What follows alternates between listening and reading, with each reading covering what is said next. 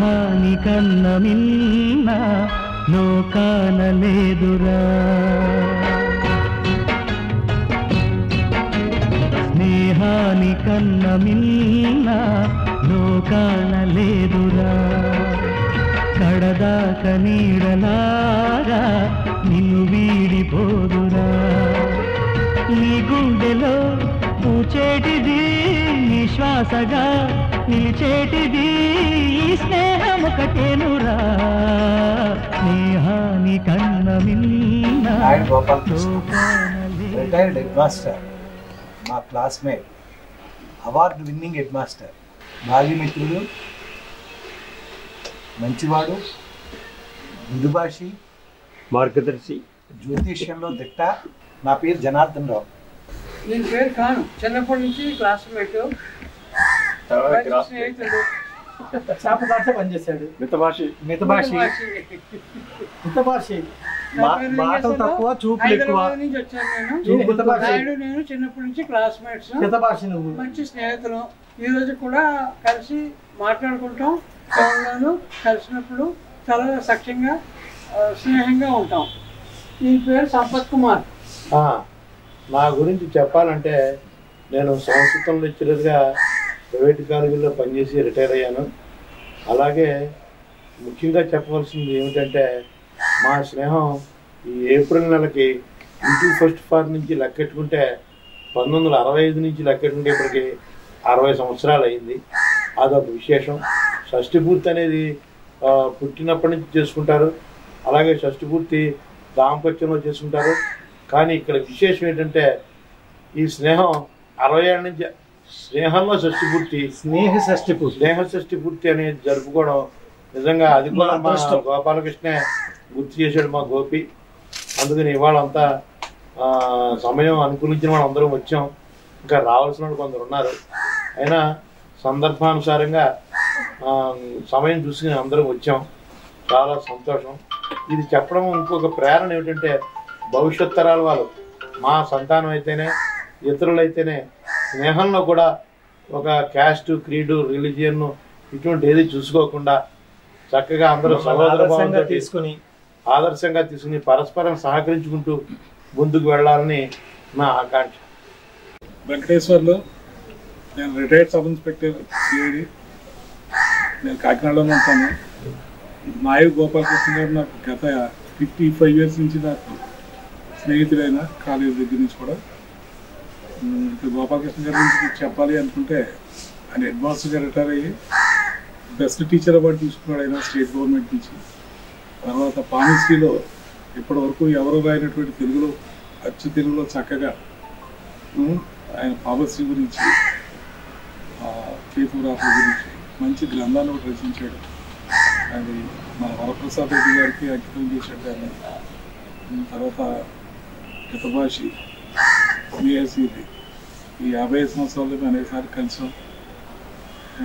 చాలా ఉత్తేజకరమైనటువంటి మాటలు చెప్తాడు లైఫ్కి సంబంధించినవి. సో గ్రూప్ని కూడా మెయింటైన్ చేస్తున్నాడు చక్కగా. ఇంతమంది మేము కలిసామంటే గోపాలకృష్ణ గురించి.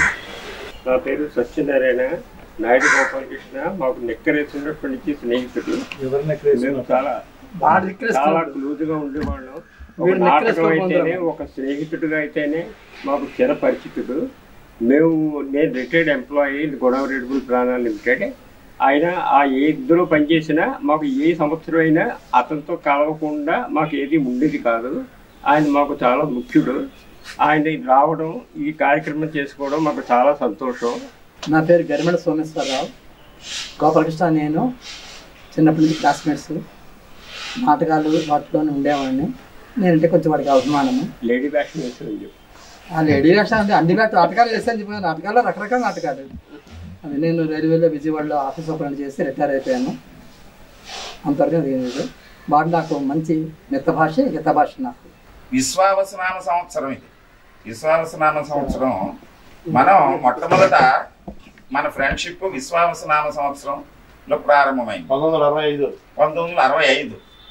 65లో అప్పుడు నువ్వు నేను ఇంటూ ఫస్ట్ ఫారానికి ఎగబాకినప్పుడు మనం తర్వాణిపేట అంటే వీడి ఇంటి వెనకాల ఉండేటువంటి ఇంట్లో స్కూల్లో మనల్ని 4వ తరగతి నుంచి 6వ తరగతికి జంప్ చేయడానికి చేసిన పరీక్షల్లో ఏప్రిల్ 15వ తారీఖున మనం పరీక్ష రాసాం.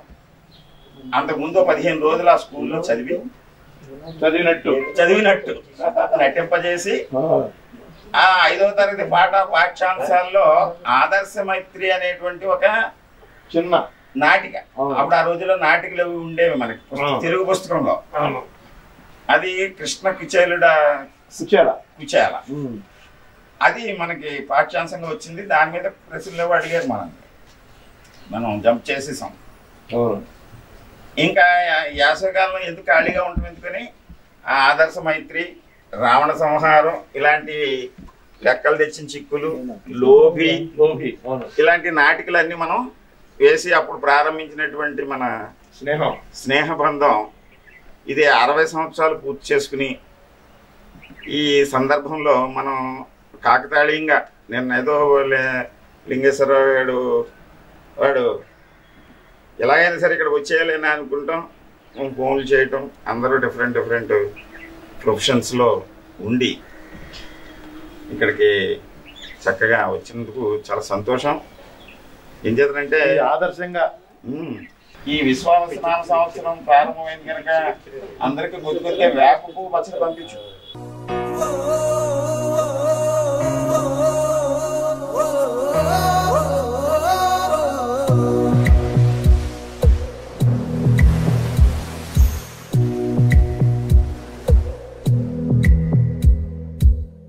పాదమెటుపోతున్నా పయనమెందాకైనా అడుగు తడబడుతున్నా తోడురానా, చిన్ని ఎడబాటైనా కంట తడి పెడుతున్నా గుండె ప్రతిలయలోనా నేను లేనా, ఒంటరైనా ఓటమైనా వెంట నడిచే నీడవేనా. స్నేహబంధం తర్వాత పెళ్ళి అవుతుంది, పెళ్ళైన తర్వాత వివాహ బంధం, ఆ తర్వాత ఏదో ఉద్యోగం చేస్తాం, ఆ ఉద్యోగానికి సంబంధించి లేకపోతే వ్యాపారం చేస్తాం, అక్కడ బయట ఏర్పడేటువంటి బంధాలు వృత్తిరీత్యా ప్రవృత్తిరీత్యా జన్మతః వివాహం ఇవన్నీ బంధాలలోకి పటిష్టమైనటువంటిది. అంటే ఇవన్నీ కర్మగతమైనటువంటి బంధాలు. ఏంటంటే ప్రారబ్ధ వాసనల్లో గనక ఈ బంధాలకు సంబంధించినటువంటి అంశం లేకపోతే కలవరు. ప్రపంచంలో ఏ మూల పుట్టినా ఎక్కడ పుట్టినా సరే అది ఏ సమయంలో అది వృద్ధి పొంది అటాచ్ అవ్వాలో ఆ సమయానికి ఒక చోటకి చేరి అది కంటిన్యూ అవుతుంది. ఏంటి జన్మ కూడా అంతే. జన్మ కూడా మనం తల్లిదండ్రులను గర్భాన్ని పుట్టామంటే అది మనం ఇప్పుడు అనుకుని పుట్టినటువంటి కాదు. ఏ బంధమైనా సరే మనము కోరితే తెచ్చుకున్నటువంటిది కాదు. అదే బంధం ఏర్పడిన తరువాత ఓహో ఇది జన్మబంధం, అదే రుణానుబంధం, ఇది అనుబంధం, ఇది అన్నదమ్ముల బంధం, అక్కజల్లుల బంధం, వివాహ బంధం, స్నేహబంధం అని తర్వాత తెలుస్తుంది మనకి. అప్పుడు వచ్చేసరికి చాలా దూరం మనం ప్రయాణం చేసేస్తాం. అయితే ఈ బంధాలు ఏమైనా సరే జన్మబంధం అంటే తల్లిదండ్రులతోటి ఎక్కడో చోట ఏదో కారణంతో, ఎందుచేతనంటే జన్మనిచ్చినటువంటి తల్లిదండ్రులతో వాళ్ళు పటిష్టమైన బంధం ఏర్పడాలని మనం కోరుకున్నా కూడా వాళ్ళకి వ్యక్తిగతమైనటువంటి భావాల వలన ఆ బంధం మధ్యలో బ్రేక్ అవుతుంది. ఎలాగంటే దశరథుడికి శ్రీరామచంద్రుడు అంటే మమకారం, విపరీతమైన మమకారం. కానీ ఆ బంధాన్ని విధి అని మనం సరిపెట్టుకుంటాం. కానీ కైకేయి మీద ఉండేటువంటి ప్రేమ, లేకపోతే కైకేయికి ఇచ్చిన మాట మీద ఉండేటువంటి నిబద్ధత, దాని వలన ఈ రామాయణం జరగడానికి కారణమైనటువంటి ఈయన్ని బయటకు పంపించేశాడు. అది కర్మ.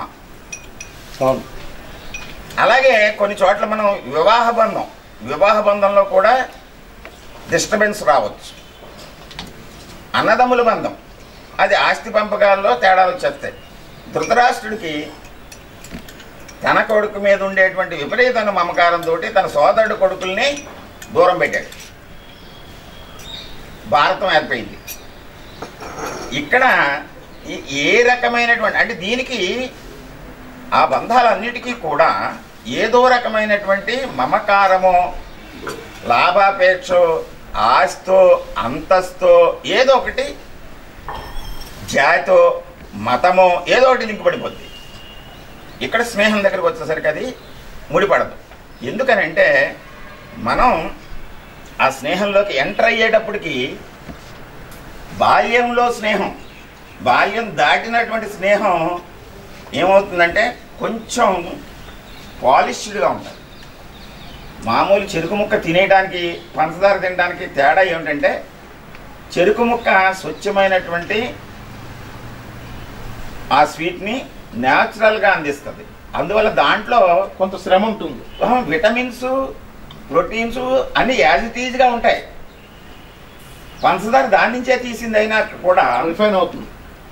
అలాగా ఈ మిగిలిన బంధాలన్నీ కూడా రిఫైన్ అవుతాయి. స్నేహబంధం రిఫైన్ కాదు, న్యాచురల్.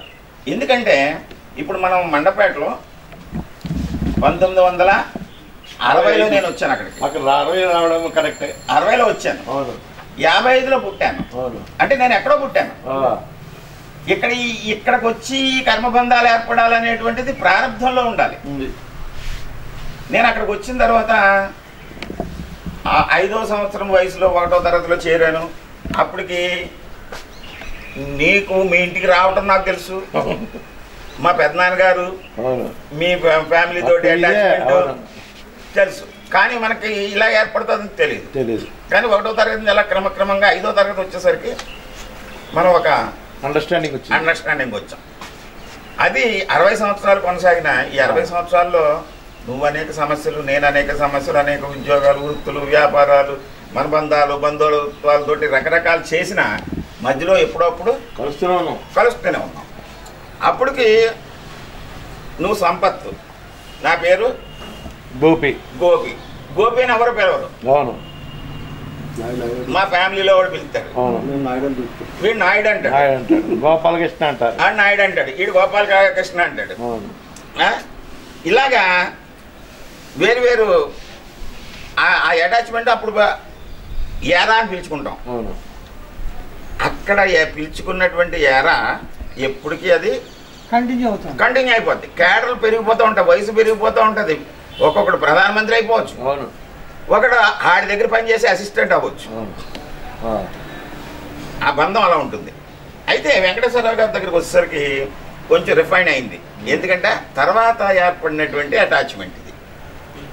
అంచేత గమ్ముని ఏరా అనేటువంటి సంబోధన చేయలేం.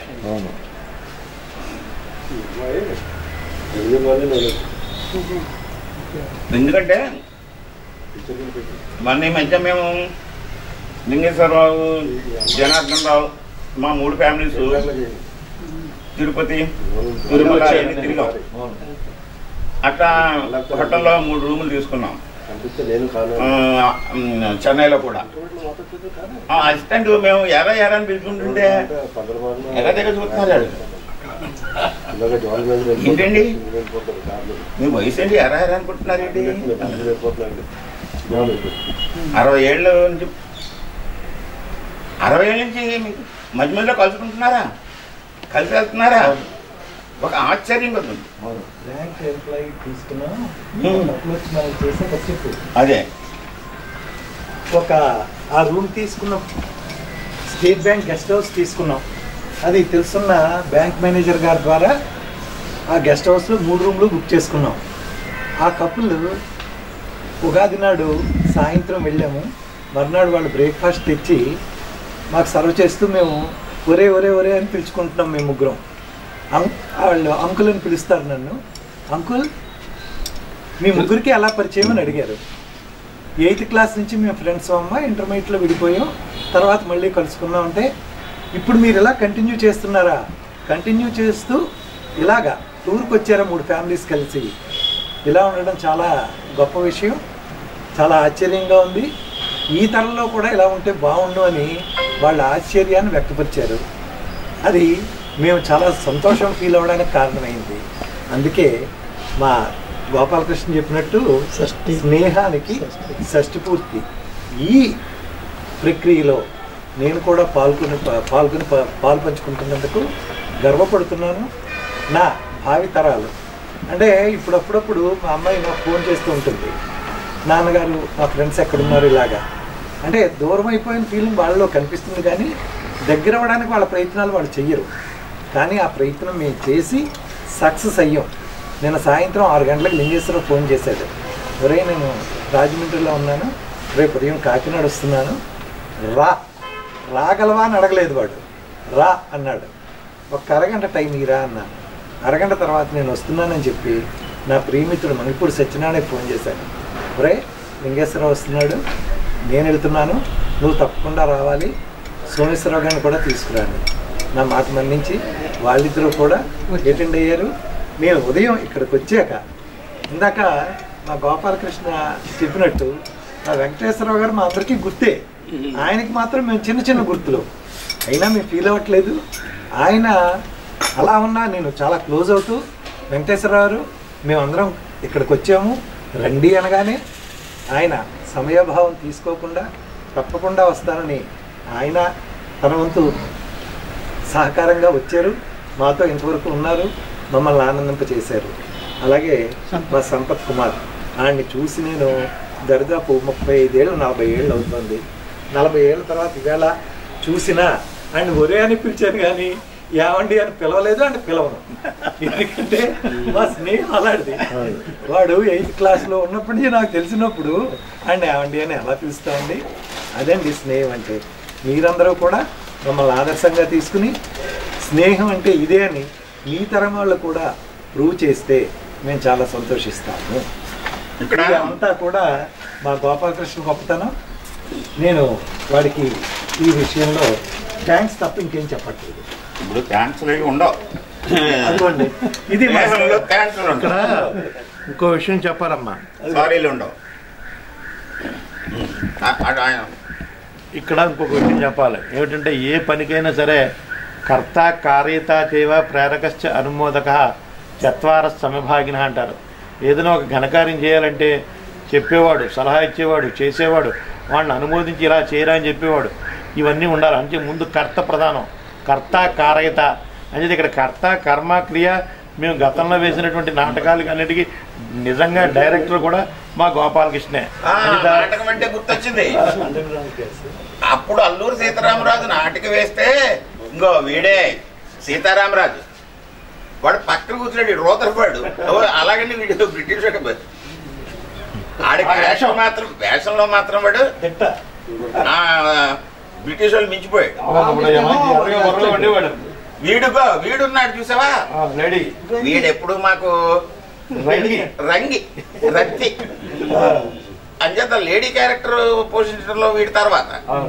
ఏంటంటే వీడు ఇంటర్మీడియట్ లో లేడీ డాన్స్ చేస్తే భట్టసారమ్మ గారు పరిగెత్తుకు వచ్చేసి నేను ఆడవాళ్ళని తీసుకురావద్దన్నాను, ఎందుకు తీసుకొచ్చావు, నేను ఆడపిల్లల్ని పంపించేశాను, వీడే రంగి ఆడపిల్లని తీసుకొస్తావు నువ్వు, ముందేమో మాట ఏమి ఇచ్చావు నాకు అని పెద్ద గొడవడు. ఊరి బాబు ఇప్పి చూపెట్టినట్టు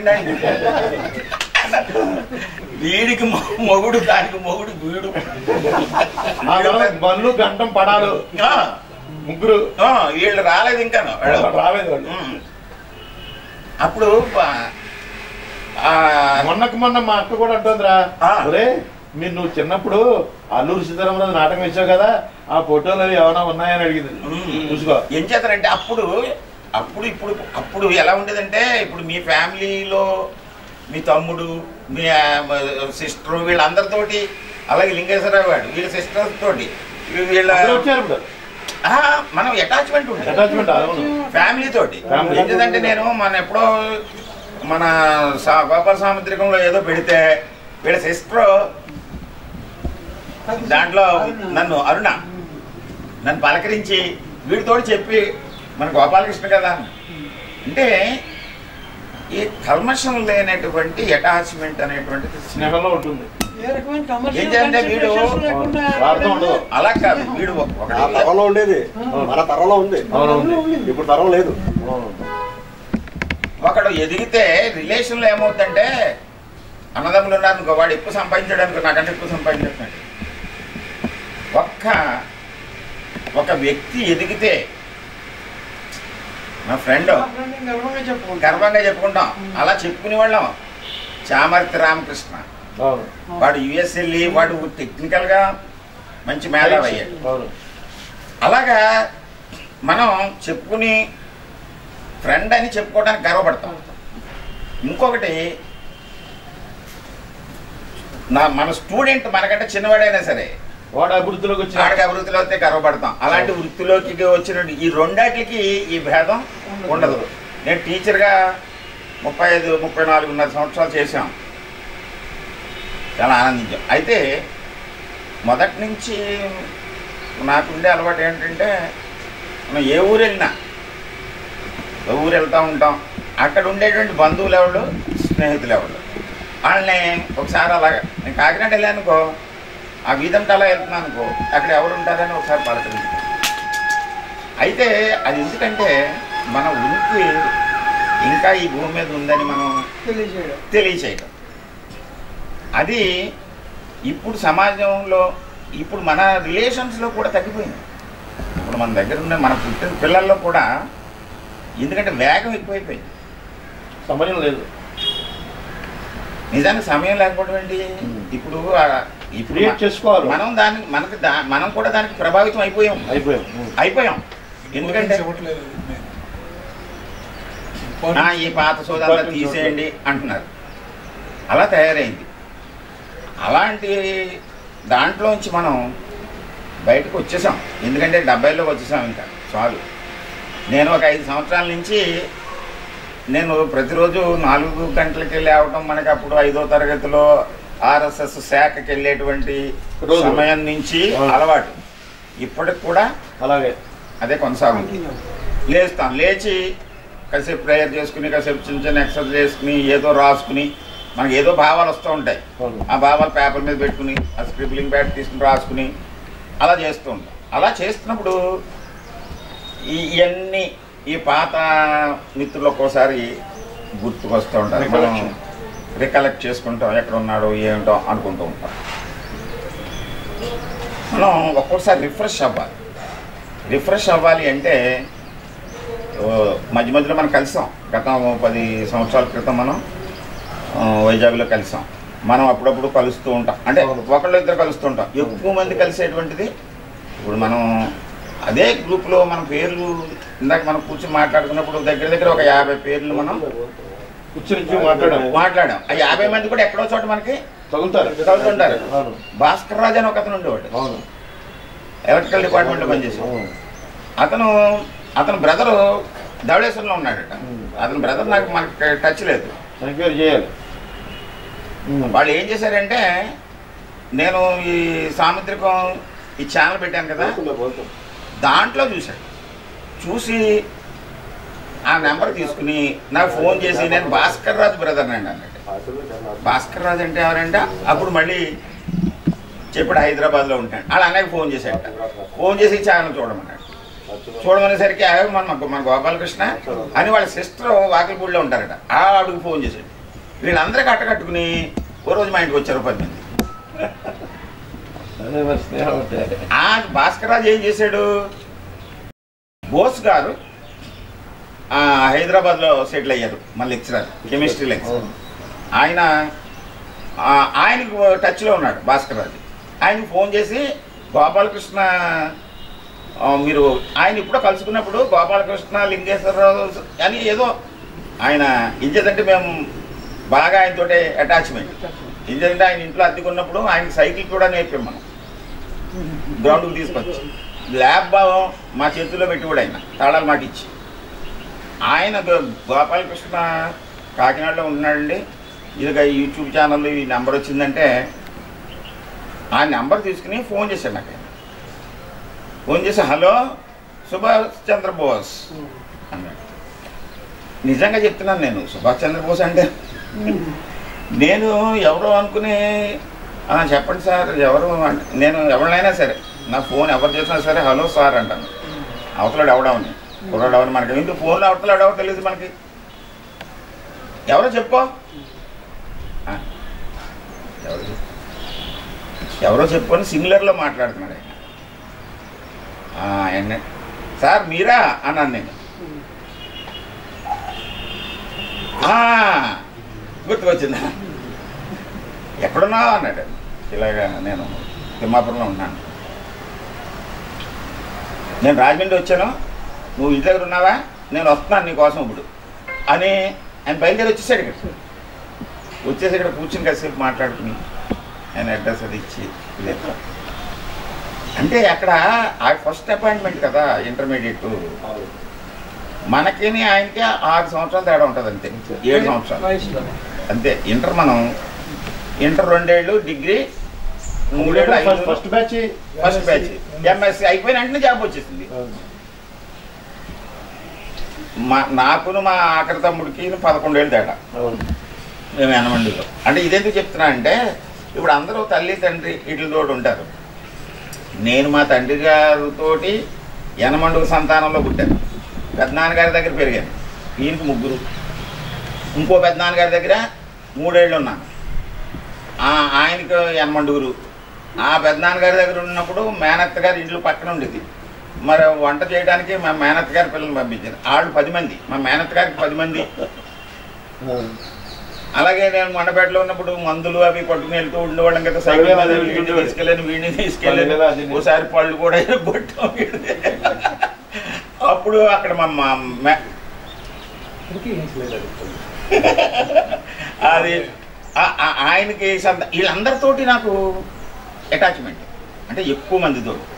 అలాగే మనం మరి అప్పుడు ఆ రోజుల్లో ఇప్పుడు అలా ఉంటున్నారో లేదో తెలియదు మనకి. అప్పుడు మనం 5వ తరగతి చదువుతుండగానే వినాయక చవితి జరపటం, వినాయక బాలబుడు కార్యక్రమం సంకల్పం చేయటం, నాటకాలు చేయటం, అన్నీ చేయటం మనం అన్నీ ఆ రోజుల్లోనే.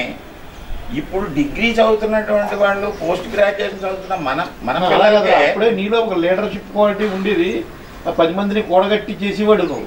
మనం ఇంటికే 25 మంది రావాళ్ళం, 25 మంది కలిసివాళ్ళం, లీడ్ చేసేవాడు ఉండాలి కదా. ఆటోమేటిక్గా అందరూ కలిసిపోయేవాళ్ళం, ఏదో కార్యక్రమం చేసుకునేవాళ్ళు. మళ్ళీ ఎవరి దారి పోవాళ్ళు, అంత సమయం ఉండేదిరా ఆ రోజుల్లో. నేను చెప్తుంటే నేను తెల్లవారుజామున లేచి పొద్దుటే బయలుదేరి మా పెద్దనాన్నగారు ఆకులు పసర్లు తెమ్మంటే వండుకున్నాక చాలంటే వెళ్ళి వచ్చి, బజార్కి వెళ్ళి, మార్కెట్కి వెళ్ళి అన్నీ కొనుక్కొచ్చి కాలేజీకి నడిచి వెళ్ళేవాళ్ళం 2 కిలోమీటర్లు. మధ్యాహ్నం భోజనాన్ని ఇంటికి వచ్చి మళ్ళీ భోజనం చేసి మళ్ళీ 2 కిలోమీటర్లు వెళ్ళి, సాయంత్రం కాలేజీ అయిన తర్వాత గేమ్స్ ఆడి సాయంత్రం ఇంటికి వచ్చి మా ఇంట్లో మందుల ప్యాకింగ్లు అన్నీ చేసి రాత్రి సెకండ్ షో సినిమాకి వెళ్ళిపోయి మళ్ళీ ఎంత సమయం అలా కదా. ఆశ్చర్యం వేస్తుంది ఇప్పుడు. ఏంటి ఎక్కడ తర్వాణిపేట, ఎక్కడ రథం గుడి, కాలేజీ ఎక్కడ, 7 కాలేజీ, తర్వాణిపేట వచ్చి కాలేజీకి వెళ్ళనేంటి, పెద్ద కాలేజీ తాపేశ్వరం కాలం, జాయింట్ కాలంకి వెళ్ళేవాళ్ళం సరదాగాను. ఏంటి ఇప్పుడు అయితే టెక్నాలజీ పెరిగిపోయిందన్న, టెక్నాలజీ పెరిగిపోయి ఇప్పుడు అలా కాదు. ఈ రిలేషన్స్ ఎలా ఉన్నాయి, మనకి టెక్నాలజీ ఏముంది అప్పుడు, ఫోన్ ఉందా, ఉత్తరం ఉందా, ఏమీ లేదు కదరా ఇప్పుడు వరకు. మరి అంటే ఈ 10 ఏళ్ళ నుంచి వచ్చింది ఈ ఫోన్లు. మనకు స్నేహానికి 60 ఏళ్ళు షష్టి పూర్తి, 50 ఏళ్ళు మరి కలుసుకోలేదా మళ్ళీ మధ్యలో? కలుసుకోలేదు, ఫోన్ చేయకుండా వచ్చాను. అవును మాపురం, నువ్వు నన్ను చూసి ఆశ్చర్యపోయావు. మధ్యలో కొంత గ్యాప్ వచ్చింది వీడికి నాకు. అంటే ఎక్కడెక్కడో వెళ్ళిపోతూ ఉంటాం, బిజీలో పడిపోతూ ఉంటాం. ఇంకా నేను ఈ మధ్యకాలంలో కొంచెం నాకు కొన్ని మనస్తాపాలు కలిగినాయి, అంటే కుటుంబ పరంగా. ఎవరితో చెప్పుకున్నా ఏమంటాం, మన కర్మ సిద్ధాంతాన్ని నమ్మాం, భగవంతుడిని నమ్మాం, అనుబంధాలను నమ్ముతున్నాం, స్నేహాన్ని నమ్ముతున్నాం. మనం ఈ సిద్ధాంతాలు మనం వీటిలో ఏం చెప్తున్నాం, ఒక వయసు వచ్చిన తర్వాత అందరూ కూడా స్నేహితుల్లా ఉండాలంటాం. తల్లిదండ్రితో కూడా ఫ్రెండ్లీగానే ఉండాలి, పిల్లలతో కూడా ఫ్రెండ్లీగానే ఉండాలి, ఆఖరికి భార్యతో కూడా ఫ్రెండ్లీగా ఉండాలంటాడు ఒక వయసు వచ్చిన తర్వాత. వానప్రస్థానికి వచ్చిన తర్వాత అంటే ఫ్రెండ్లీగా ఉండమని అన్ని బంధాలకి ఫ్రెండ్లీ అని ఎందుకు చెప్తున్నాడు, స్నేహం ఎందుకు చెప్తున్నాడు అంటే స్నేహం గొప్పది. దీంట్లో హెచ్చు తగ్గులు, ఇచ్చిపుచ్చుకోవడాలు, లాభ నష్టాలు ఉండవు. లాభ నష్టాలు సంబంధాలు ఏమి ఉండవు. ఇక్కడ భౌతిక పరమైన, ఆర్థిక పరమైనటువంటి రిలేషన్ లేనటువంటిది ఫ్రెండ్షిప్. అంచేత ఈ బంధాలన్నింటినీ కూడా స్నేహ బంధం కింద మార్చేమన్నాడు. కర్మ సిద్ధాంతంలో చెప్పిన దాంట్లో ఫైనల్గా ఫ్రెండ్షిప్, ఇద్దరి మధ్య స్నేహం ఉంటే అక్కడ ఇచ్చిపుచ్చుకోవడాలు ఉండవు, అక్కడ డిగ్నిటీ మెయింటైన్ చేయడం ఉండదు. అది మరి మిగతా చోట అలా కుదరదు. ఎక్కడో చోట ఏదో ఒకటి, అదే తల్లు తండ్రు అని ఇలాంటి బంధాలు. ఇక్కడ నేను అంటే అవన్నీ మనం సాధన ద్వారా మనం దేనైనా సరే జయించవచ్చు అనేటువంటిది. అయితే కొంత సత్సాంగత్యం వలన కూడా స్నేహంలో సత్సాంగత్యం ఉంటుంది. ఎందుకంటే నీ వ్యక్తిగతమైన విషయాలు నీ దగ్గరే ఉంటాయి. నీలో ఏదైనా కొంచెం మనకి సమాజానికి సంఘానికి భిన్నంగా కనిపించినటువంటిది ఉన్నప్పుడు దాన్ని మనం రెక్టిఫై చేయడానికి మన వంతు కృషి చేస్తాం. ఒకవేళ అయితే అవుతాయి, అవ్వకపోయినా ఇక్కడ బాధపడిపోం.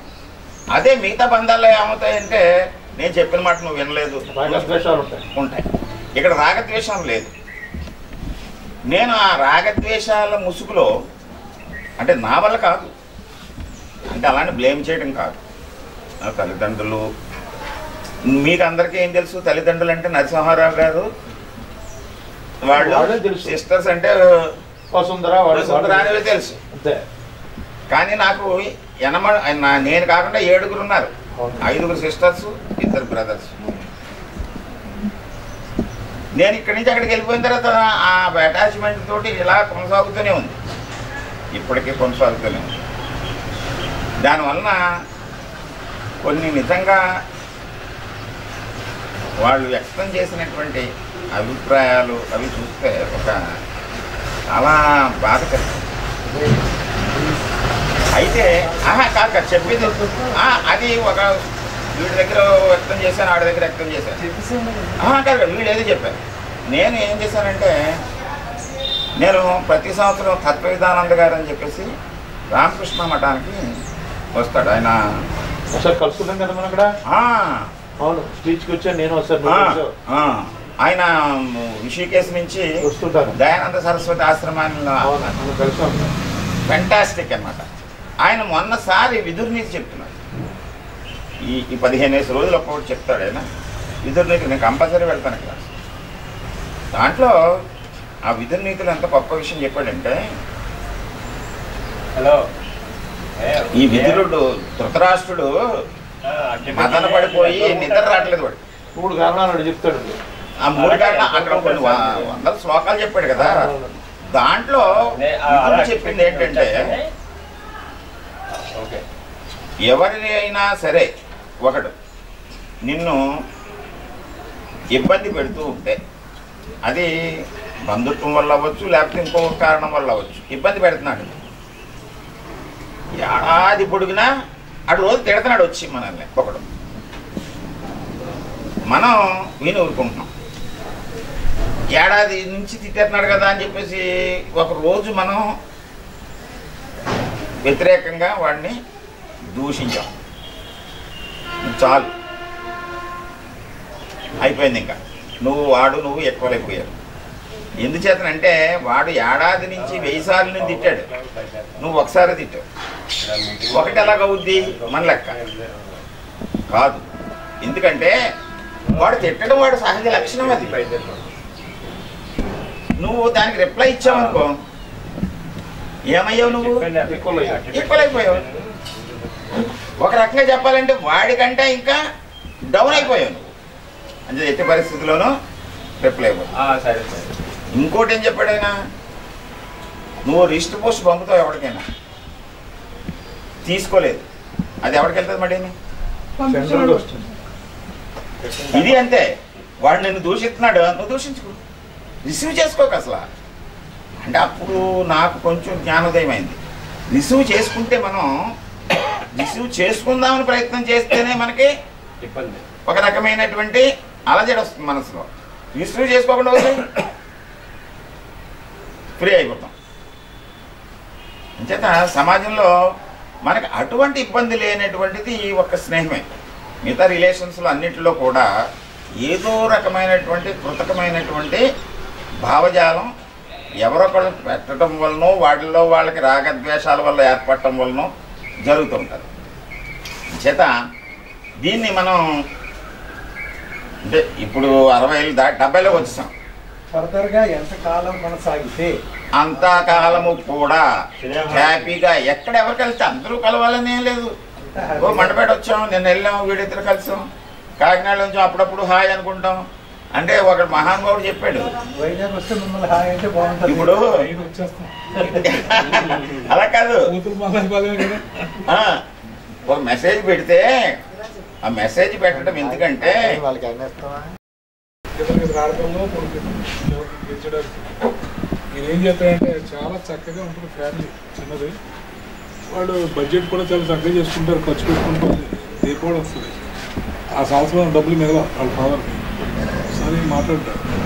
చూస్తారు పిల్లల పరిస్థితి చూసి ఆ నెల ఏం చెప్తారంటే అతని జీతం పిల్లలకి ఇచ్చేసి మీరు ఇన్వెస్ట్మెంట్ చేయమంటారు. పిల్లలు కూర్చొని పెన్సిల్ పెన్ను పెట్టుకుని లెక్కలు వేసేసుకుంటారు.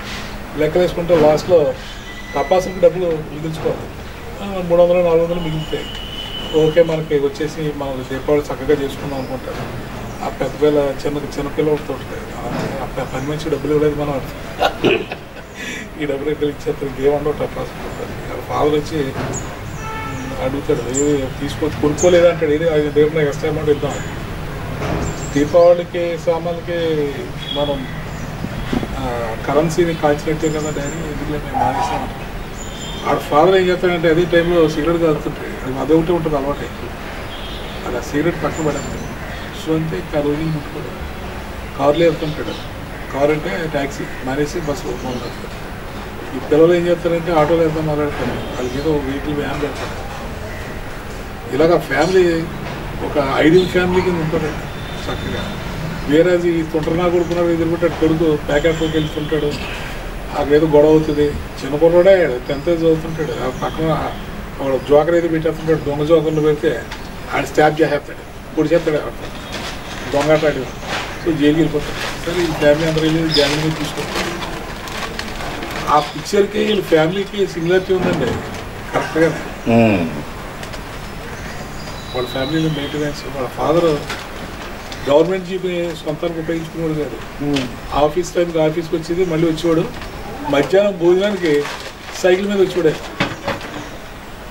నేను అనుకున్నాను 2-3 సార్లు కనిపించాడు సైకిల్ మీద, పెద్ద ఆఫీస్కి సైకిల్ తిప్పుకుంటూ వస్తుంటే ఇదేమో ఎక్సర్సైజ్ చేస్తున్నాయేమో అనుకున్నాను. కానీ కాదు, government property should not be wasted. దాన్ని మనం వేస్ట్ చేయకూడదు, వ్యక్తిగతంగా ఉపయోగించకూడదు. అలాగే వాళ్ళ దగ్గర పనిచేసేవాళ్ళు కూడా చాలా చక్కగా పిలిచేవారండి పేర్లు. ఏదో చాక్లెట్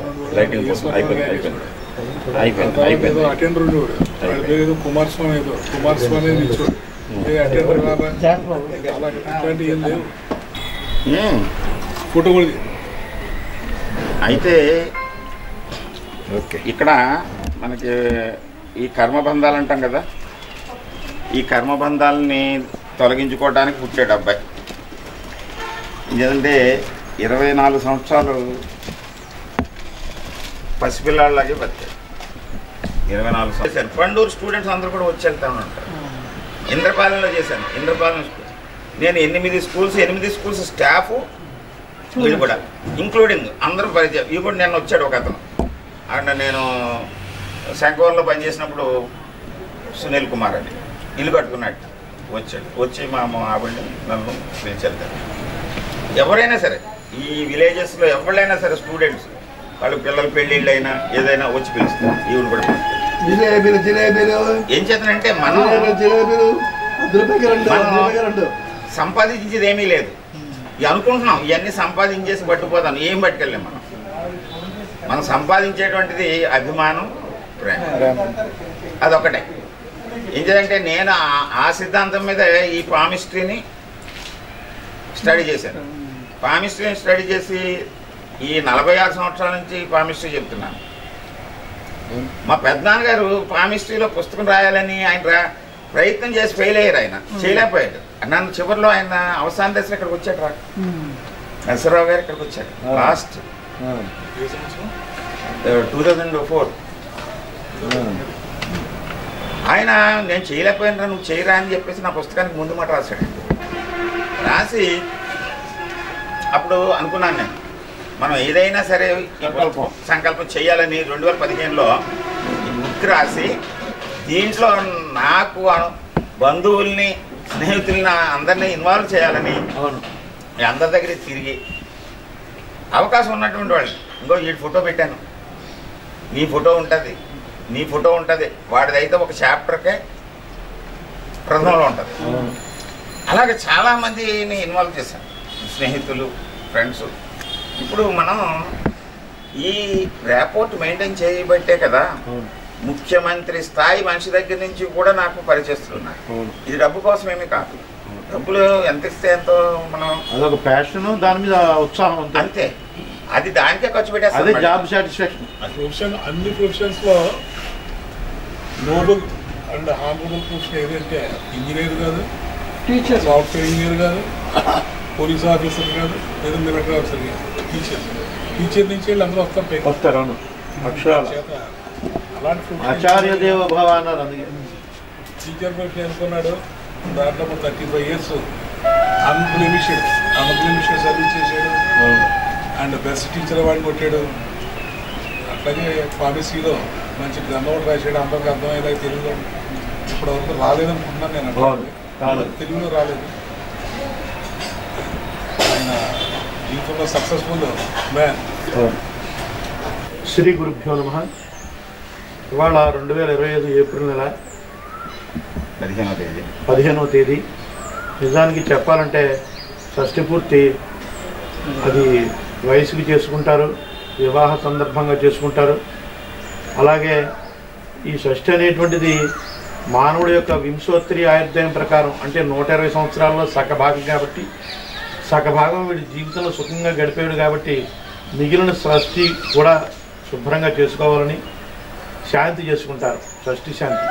అలాగే ఉగ్రరథ శాంతి, భీమరథ శాంతి, అలాగే 72కి 70కి ఉన్నాయి. అలాగే 81కి సహస్ర చంద్రదర్శనం అని ఇలా ఉన్నాయి మనకి వైదిక సందర్భంగా భారతీయులందరికీ కూడా. అయితే ఇక్కడ స్నేహానికి షష్ఠి పూర్తి. నిజంగా చెప్పాలంటే ఈ విషయం నేనే మర్చిపోయాను. మా బాల్యమిత్రుడైనటువంటి నాయుడు గోపాలకృష్ణ ఇవాళ మా ఇంటికి వచ్చి, ఇవాళకి మనకి స్నేహానికి 1965లో మనం ఇంటి ఫస్ట్ పేరానికి ముందే మనం చదువుకున్నాం, కరెక్ట్గా ఏప్రిల్ నెలకి 60 సంవత్సరాలు అయింది, అంచేది అందరినీ పిలుస్తున్నాను నువ్వు రా అంటే నేను వచ్చాను. ఇక్కడ ముఖ్యంగా చెప్పవలసింది అనుబంధం. ఈ అనుబంధం ఇప్పుడు వివాహ, కళత్ర, పుత్ర, మిత్ర సంబంధంలో కంటే కూడా స్నేహబంధం చాలా గొప్పది. మిత్రుడు అంటే 2 రకాలు ఉంటారు, ఇక్కడ స్నేహం అనేటువంటిది చాలా విశేషమైనటువంటిది. ఎలాగంటే స్నేహితం. ఈ స్నేహితంలో ముఖ్యంగా చెప్పవలసింది రుణానుబంధం. ఈ రుణానుబంధానికి ఉదాహరణ భారతాది గ్రంథాల్లో కూడా మనకి దుర్యోధనుడికి కర్ణుడికి ఉన్న స్నేహితం, అలాగే ప్రతి చోట గుహుడికి ఉండేటువంటి స్నేహితం అన్నీ ఉన్నాయి. కృష్ణుడికి అర్జునుడికి, సాందీపునుడికి, కుచేరుడికి, కృష్ణుడికి, అది జగత్ప్రసిద్ధం. అయితే ఇక్కడ ముఖ్యంగా చెప్పవలసింది ఏమిటంటేను ఇది కూడా కర్మ సంబంధం వల్లే వస్తుంది. ముఖ్యంగా రుణానుబంధ రూపేణ పశు, పత్ని, సుతాదయ ఇవన్నీ కూడా రుణానుబంధమే. కానీ ముఖ్యంగా ఈ కర్మ అనేటువంటిది మనిషిని ఎలా పట్టుకుని ఒక చోటకి స్నేహరూపంగా చేరుస్తుంది అంటే దానికి నిశ్వాసకారిక అనేటువంటి శైవ ఆగమ గ్రంథంలో ఒక చక్కటి ఉదాహరణ చెప్పారు. ఏమిటంటే యథాధేను సహస్రేషు వత్సారం అనువిందతి అన్నారు. అంటే దాని అర్థం ఏంటంటే 1000 లక్షల గోవులు ఎన్నున్నా సరే ఆ దూడ తన తల్లిని వెతుక్కుంటూ ఎలాగైతే కరెక్ట్గా తల్లి దగ్గరికి వెళుతుందో మనం చేసిన కర్మ అనేటువంటిది ఆ ఫలితం ఇవ్వడానికి మనం ఎన్ని జన్మలు ఎత్తినా అది మనం వెంటాడి మనం చేరుకుంటుంది. అంటే స్నేహం అనేటువంటిది కూడా ఒక ధర్మం. అలాగే ఈ స్నేహం గురించి ఇంకొకటి ఉంది. గయ వెళ్ళి పితృదేవతలందరికీ కూడా గయాశ్రాద్ధం చేస్తారు, తర్పణాలు ఇస్తారు. అక్కడ పితృవంశం, మాతృవంశం, స్నేహితులకి, గురువులకి అందరికీ కూడా ఇస్తారు. అలాగే నా చిన్నప్పుడు మరణించినటువంటి మా బాల్యమిత్రుడు చంద్రశేఖర్కి, అలాగే గొడవర్తి సత్యనారాయణ అనే, గొడవర్తి సీతారామయ్య అనే ఒక నా బాల్య స్నేహితుడికి కూడా నేను గయలో తర్పణం ఇచ్చాను. అంటే అంత విశిష్టమైన బంధం స్నేహం. ఇటువంటి స్నేహంలో మేమందరూ 60 సంవత్సరాలు ప్రయాణం చేసామంటే నాకు ఆశ్చర్యంగాను ఆనందంగా ఉంది. అందుచేత భవిష్యత్ తరాల వారు, నా కుమారులు, నా మనవలు అందరూ స్నేహితులు ఉంటారు. అంచేత వారి వారి స్నేహ సంబంధాలని కొనసాగించుకుంటూ ముందుకు పెడుతూ సమాజానికి ఉపయోగపడే మంచి పనులు చేస్తారని ఆశిస్తున్నాను. స్వస్తి.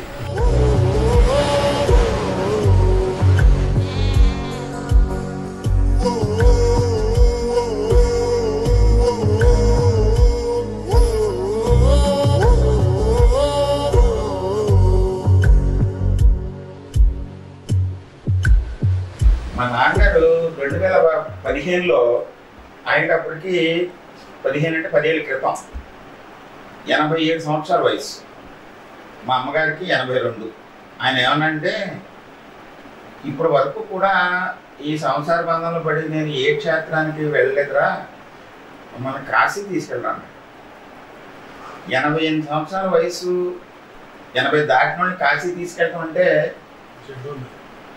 అయితే తప్పనిసరిగా తీసుకెళ్తానని నేను పూరి, భువనేశ్వర్, కోణార్క్, గయ, కాశీ, త్రివేణి సంగమం ఇవన్నీ తీసుకెళ్ళి చూపెట్టి వీళ్ళని అప్పటికి నాకు దగ్గర 60 వచ్చేసినాయి కదా. మరి నాకు 60, 2015 అంటే అంచేత మనం అందరూ సీనియర్ సిటిజన్. వాళ్ళిద్దరు మా ఇద్దరి కోసం ఇంకొక 80 బయట పెట్టుకుని వాళ్ళందరితోటి కలిసి మా అమ్మా నాన్నని తీసుకుని వెళ్ళి ఇగో కోణార్క్, కాశీ ఇవన్నీ ఆ బాధ్యతని పూర్తి చేశాను. వాళ్ళని తీసుకొచ్చి ఇక్కడికి తీసుకొచ్చినప్పుడు కాశీ వెళ్ళొచ్చారని చెప్పేసి డాక్టర్ జవహర్ గారు, నా స్నేహితులు ఇంక్లూడింగ్ పరిపూర్ణానంద సరస్వతి స్వామీజీ ఇక్కడికి వచ్చి వాళ్ళ పాదాలకి నమస్కారం చేసి వాళ్ళ బట్టలు పెట్టి వాళ్ళిద్దరికి వీళ్ళందరూ వచ్చారు. సరే నేను డ్యూటీ అన్నీ ఎలాగ చేస్తాను అనుకో. ఇదిగో తర్వాత పుస్తకం మీరు కూడా వచ్చారు కొంతమంది. పుస్తకం రాసి 2015లో ఆవిష్కరణ చేసాం. ఆవిష్కరణ చేసినప్పుడు పరిపూర్ణానంద సరస్వతి స్వామి ఆశ్రమంలో చేసాం. ఇది తర్వాత హైదరాబాద్లో వరప్రసాద్ రెడ్డి గారికి, ఈ శాంతా బయోటెక్స్ వరప్రసాద్ రెడ్డి గారికి అంకితం ఇచ్చాను. అక్కడ అంకితోత్సవం చేసాం. ఈ పుస్తకాలు ప్రతి పేజీలోనూ ఒక్కొక్కటి ఉంటుంది. ఇవన్నీ మన అచీవ్మెంట్స్. వాళ్ళతో కూడా నాకు 46 సంవత్సరాలు ఫ్రెండ్షిప్. ఇంకా వీళ్ళే నలుగురు. అప్పుడు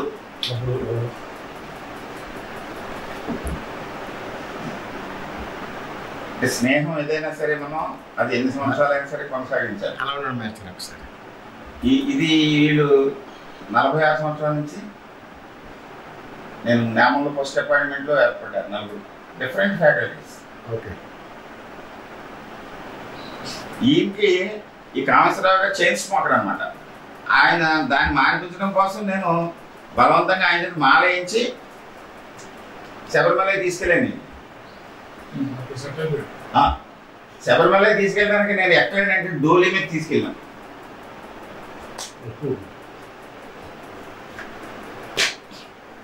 ఈ ఒక 5 గ్రంథాలు రాశాను. ఇప్పుడు 5 గ్రంథాలు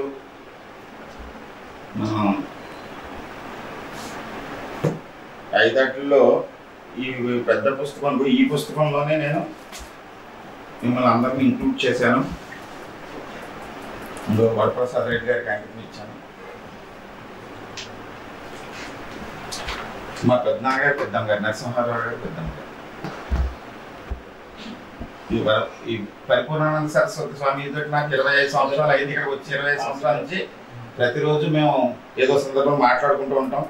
మా అమ్మగారు, నాన్నగారు 97 సంవత్సరాలు, 92 సంవత్సరాలు, మొన్నటి వరకు నా దగ్గర ఉండేవారు. ఇప్పుడు మా తమ్ముడి దగ్గర, అంటే మా మిస్సెస్కి కొంచెం ఇబ్బంది అయిందని అదే గరికపాటి నరసింహారావు గారు, ఈయనకి నాకు 25 ఏళ్ళ నుంచి పరిచయం. ఈ తెలుగు యూనివర్సిటీ ప్రొఫెసర్ మృణాలిని, తర్వాత ఉమ్మడి ఆంధ్రప్రదేశ్లో ఈయన సాంబశివరావు గారు, ఇవన్నీ కూడా మనకి ఈ సాముద్రిక శాస్త్రం తద్వారా ఏర్పడినటువంటి స్నేహం. ఇది నేను స్నేహానికి ఈ చెప్పడానికి కారణం ఏంటంటే వీళ్ళందరితోటి మనకి బంధుత్వం ఏముంది, ఆర్థికపరమైన సంబంధం ఏముంది, ఏమీ లేదు. ఒక మంచి మాట అంతే. ఇది మన పెద్దనాన్నగారు అప్పుడు ఆయన స్వహస్తాలతో రాసినటువంటి దస్తూరి. ఆయన లెటర్ రాశారు నాకు అప్పుడు, నేను చేయలేకపోయిన ఈ పని నువ్వు చేయరా అని. మన అందరినీ కూడా ఇంక్లూడ్ చేశాను. ఇదిగో ఇక్కడికి రాని వాళ్ళు, నాకు ఫోటోలు కనపడిన వాళ్ళు నేమ్స్ పెట్టాను, కనిపించిన వాళ్ళని దీంట్లో ఇంక్లూడ్ చేశాను. కోలగంటి సుబ్రహ్మణ్యం గారు అన్న ఆయన,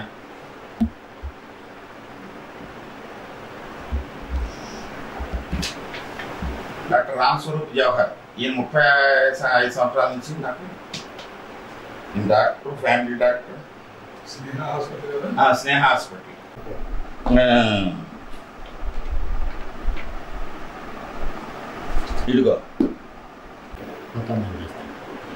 ఇదిగో జనార్దన్ రావు.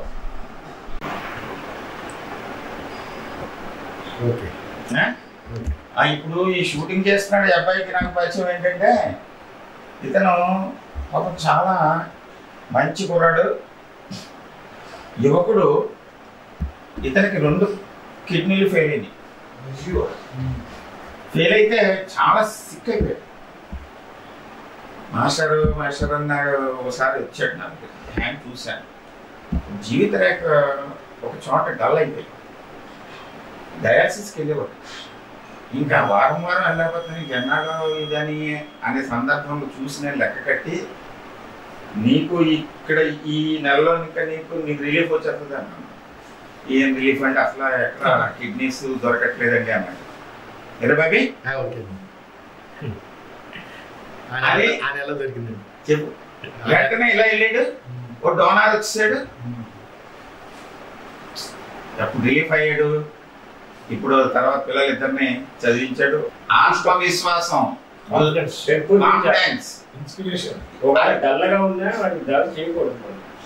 అది ఏం జరిగింది కొన్నాళ్ళు ఆగేస్తుంది.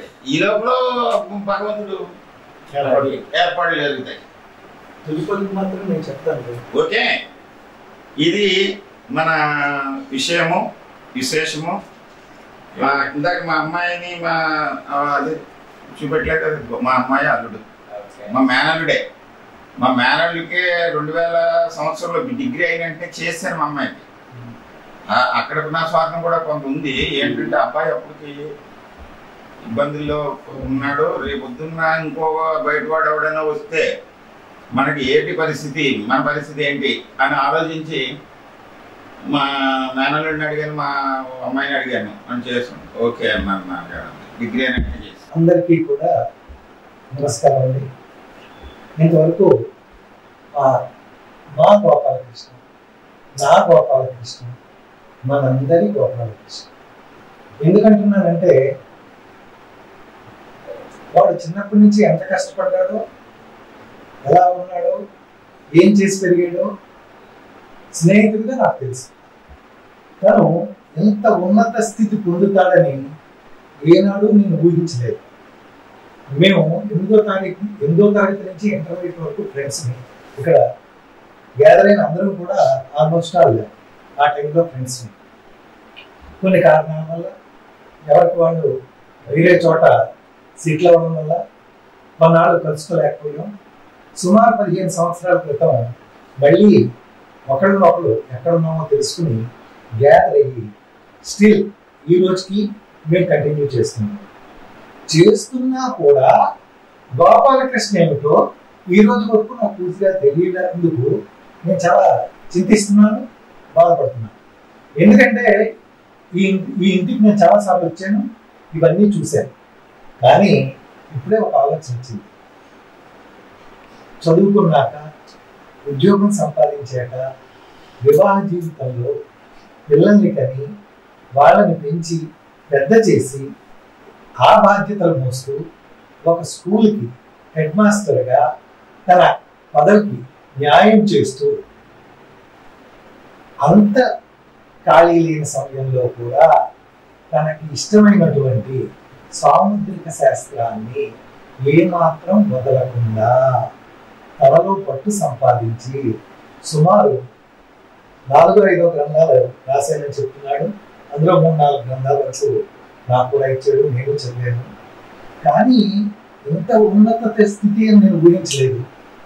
స్వరూప పరిపూర్ణానంద స్వామి వారి దివ్య సన్నిధిలో ప్రశంసాపత్రము, అదే కాకుండా ఎంతో మంది నాకన్నా ఉన్నతులు వాళ్ళ ముందు సముద్రంలో ఒక రేణువు ఎంతో నా జీవితం అంతా ఈ రోజు నేను ఊహిస్తున్నా, ఆలోచించిన అలాంటి మహానుభావులతో సాంగత్యం కలిగినటువంటి స్నేహితుడు నాకున్నందుకు నేను గర్వపడుతున్నాను. వీళ్ళందరి తరఫుని కూడా వాళ్ళు కూడా గర్వపడుతున్నారని నిరాఘంటంగా చెప్తున్నాను. ఆయనకి భగవంతుడు పరిపూర్ణ ఆయుష్ ఇచ్చి మా స్నేహాన్ని ఎప్పుడూ కూడా మేము ఈ భూమి మీద చిరస్థాయిగా ఉన్నంతకాలం మా తర్వాత తరం వాళ్ళు కూడా మా స్నేహాన్ని గొప్పగా చెప్పుకోవాలని ఆ భగవంతుడు ఆయనకి ఇంకా ఈ సాముద్రిక శాస్త్రం మీద తనకి ఏదైతే చెయ్యాలనుందో, ఏదైతే రాయాలనుందో దానికి పరిపూర్ణటువంటి ధైర్యాన్ని, దానికి తగ్గ ఆర్థిక స్తోమతని కలగజేసి ఈరోజు మాట చెప్తున్నారు. గోపాలకృష్ణ ఏ టైంలో ఏ సహాయం అడగడు, అడిగినా సరే చెయ్యడానికి మేమంతా కూడా ముందే ఉంటామని ఈరోజు మన స్నేహానికి షష్ఠపూర్తి అని పెట్టాడు కదా. ఆ స్నేహానికి మళ్ళీ ఇంకోసారి మెట్టు అక్కరిస్తున్నాను. మన స్నేహానికి హామీగా వీళ్ళందరి తరఫున నేను మాటిస్తున్నాను. మా స్నేహం పరిపూర్ణంగా ఇలాగే ఉండాలి, అందరూ మెచ్చుకోవాలి, అందరికీ ఆదర్శప్రాయంగా నిలవాలి. ప్రభాస్